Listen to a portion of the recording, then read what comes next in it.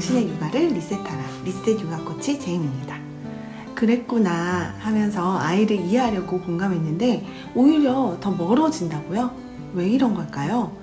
여러분도 이런 경험 진짜 많으실 거예요. 아이가 울면서 숙제 싫어 하니까 엄마가 그랬구나, 엄마도 어릴 때 숙제 진짜 싫었는데 그 마음 잘 알아 라고 공감해줬어요. 그런데 아이는 더 울면서 나 안 할 거야. 공감해줬는데 더 아이는 짜증내고 결국 엄마는 화가 스물스물 올라오면서 그래도 할 건 해야지, 그렇게 할 거면 하지 마 하고 언성이 높아지기 시작하면서 아이는 결국 엄마는 내 마음 하나도 모르면서 라고 울죠. 분명 공감을 해줬는데 결과는 이렇게 끝나고 맙니다. 이럴 때 진짜 답답하시죠? 저도 그랬던 것 같아요. 교과서에서 공감이 중요하다고 했고 그랬구나 라고 시작하라고 했는데 그래서 열심히 공감은 해줬는데 아이는 더 반항하고 저는 더 지치더라고요. 그런데 알고 보니까 우리가 지금까지 해왔던 건 공감이 아니라 억지 공감이었더라고요. 그리고 이 억지 공감이 아이와 나를 더 힘들게 만들고 있었던 거죠. 상담을 하다 보면 이런 말씀을 정말 많이들 하세요. 똑같이 키웠는데 왜 첫째랑 둘째가 이렇게 다를까요? 라는 고민이 진짜 많으시더라고요. 저도 그랬고요. 그리고 공감해줘도 별로 안 통해요 라는 절망적인 고민도 진짜 많았어요. 저도 그렇게 생각하던 때가 있었어요. 공감하면 애가 기어 올라서 안 돼, 이런 생각을 하면서 일부러 공감을 안 해줬던 때도 있었습니다. 오늘 영상에서는 왜 억지 공감이 오히려 독이 되는지, 그리고 아이 기질에 맞는 진짜 공감법을 알려드리려고 해요. 먼저 억지 공감이 뭔지부터 알아볼까요? 아이가 학교 가기 싫어 라고 할 때 부모는 자동으로 자신의 경험으로 공감하려고 하죠. 엄마도 어릴 때 그랬어 라고 말이죠. 하지만 여기에 함정이 있습니다. 엄마 자신이 어릴 때 학교 가기 싫었던 이유와 우리 아이가 학교 가기 싫어하는 이유가 완전히 다를 수 있거든요. 예를 들어 볼게요. 엄마는 어릴 때 외향적이어서 친구들과 놀고 싶어서 공부가 싫었을 수 있어요. 그런데 우리 아이는 내향적이기 때문에 사람들이 많은 게 피곤해서 학교가 싫을 수도 있는 거죠. 이렇게 되면 어떻게 될까요? 엄마는 친구들과 놀면 재밌을 거야 라고 조언을 하는데 내향적인 아이에게는 이게 오히려 스트레스가 될 수 있는 거죠. 정신의학과 박한성 교수님이 흥미로운 연구를 발표하셨더라고요. 공감과 협력이 일어나려면 서로 다른 걸 가진 사람끼리 교환할 게 있어야 한다는 거죠.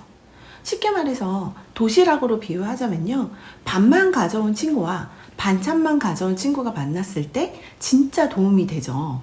근데 둘 다 밥만 가져오면 서로 도움이 되지 않아요. 부모와 아이도 마찬가지예요. 똑같은 성향, 똑같은 반응으로는 진짜 도움을 줄 수 없는 사이가 될 수도 있습니다. 오히려 서로 다를 때 서로에게 필요한 존재가 될 수 있어요. 그런데 우리는 어떻게 하죠? 많은 부모님들이 아이를 자신과 똑같이 만들려고 해요. 내가 이렇게 해서 성공했으니까 너도 이렇게 해야 한다고 하고, 나는 이런 성향이기 때문에 너도 이런 성향이어야 한다고 은연중에 생활 속에서 아이에게 그런 것들을 강요를 하고 있습니다. 이런 게 바로 억지 공감의 시작인 거죠. 그럼 아이들의 기질에 따라 어떻게 다른지 실제 사례로 한번 살펴볼까요? 예민한 기질의 아이 같은 경우에는요, 엄마가 괜찮아, 별거 아니야 라고 위로를 하게 되면 아이는 내 감정을 무시한다고 느껴요. 아이에게 정말 필요한 건 많이 속상했겠다, 어떤 부분이 제일 힘들었어, 이렇게 예민한 감정을 같이 공감을 해주는 거죠. 반대로 대담한 기질의 아이에게는요, 엄마가 위험하니까 조심해 라고 걱정을 하면 아이는 나를 믿지 않는다고 느낄 수도 있죠. 아이에게 정말 필요한 건 너가 정말 이거 너무 해보고 싶구나, 도전하고 싶구나, 어떻게 하면 더 안전하게 할 수 있을까, 이렇게 공감을 해주시는 게 더 찐 아이 마음에 다가가는 공감이 될 수 있다는 거예요.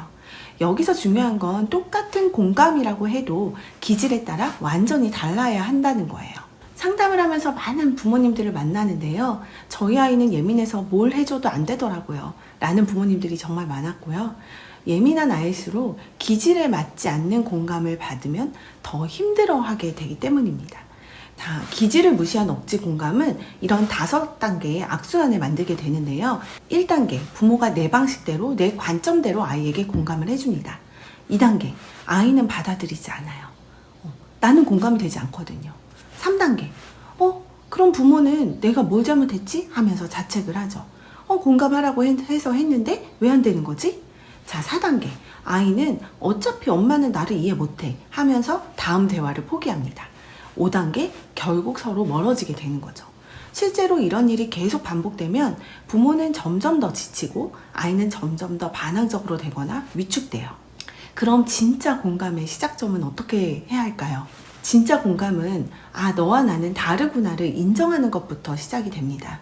예를 들어 내가 외향적이고 우리 아이가 내향적이라면 내가 줄 수 있는 건 사회적 경험과 사람들과의 관계의 노하우 같은 것들이겠죠. 엄마가 외향적인 성향으로 경험하면서 느꼈던 것들. 자, 아이가 줄 수 있는 거는 깊이 있는 사고와 혼자서도 행복한 능력이에요. 이렇게 서로 다른 걸 가지고 있으니까 서로에게 정말 필요한 존재가 되는 거죠. 실제로 기질을 이해하고 나서 달라진 사례들을 소개를 해드릴게요. 첫 번째 사례는 7살 예민한 딸이 유치원에서 친구와 싸우고 왔을 때 예전에는 괜찮아, 내일 화해하면 되지 라고 했어요, 엄마가.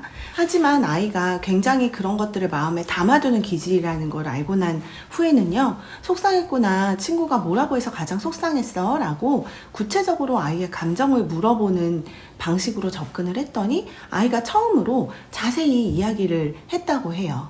두 번째 사례는 10살 굉장히 노는 거 좋아하고 막 순간적인 호기심에 반응하는 아들이 숙제를 미뤄요. 예전에는 계획표 짜서 좀 해 라고 잔소리를 했는데 이제는 네가 집중이 가장 잘 되는 시간이 언제야? 라고 물어봤대요. 아이가 그 시간을 스스로 정하고 밤 9시부터 라고 얘기를 했더니 그때부터는 놀다가도 진짜 집중해서 하더라는 거죠. 자, 이렇게 기질을 이해하니까 아이에게 각자에 맞는 접근 방법, 대화법, 소통법들이 생기는 거예요. 그럼 훨씬 육아가 쉬워지겠죠. 억지 공감이 육아를 힘들게 하는 이유는요, 아이의 기질을 무시한 채 부모 기준으로만 공감하려고 하기 때문이에요. 아까 말씀드렸던 박한성 교수님 연구처럼 진짜 공감과 협력은 서로 다른 걸 가진 사람끼리 일어나는 거거든요. 우리 아이와 내가 다르다는 걸 인정할 때 비로소 진짜 공감이 시작이 된다는 거죠. 여러분도 아마 왜 내 아이만 이렇게 힘들까 하고 생각해 본 적 있으실 거예요. 하지만 아이는 문제가 있는 게 아니에요. 그냥 나와 다른 거예요. 그 다름을 이해하는 순간 육아가 훨씬 쉬워지고 아이와의 관계도 완전히 달라질 수 있습니다. 지금 댓글에 우리 아이의 특징을 간단히 한번 적어보세요. 우리 아이는 어떤 걸 할 때 신나하고 어떤 걸 할 때 힘들어 하는지요. 자, 그런데 기질 검사 해봤는데 별로였어요 라고 하시는 분들 주변에 많으시죠? 그게 진짜 맞는지 정확히 잘 모르겠어요 라고 하시는 분들도 많고요. 알고도 변하는 거 잘 모르겠는데요. 자, 사실 기존 기질 검사들은 대부분 설문지 방식이라서 한계가 있었어요. 그날 기분에 따라 답이 달라지기도 하고 특히 아이들은 자기 자신을 정확히 모르니까 제대로 답하기가 어려워요.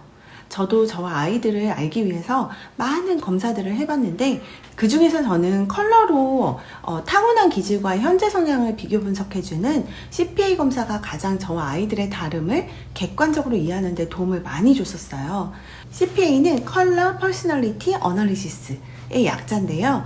비언어 도구인 숫자나 컬러, 도형을 통해서 우리가 무의식적으로 생각하는 기질을 알 수 있도록 완전히 다른 접근을 하기 때문에 좀 더 객관적으로 내가 본능적으로 행동하는 이런 패턴들을 알 수 있다는 게 굉장히 큰 장점이었어요.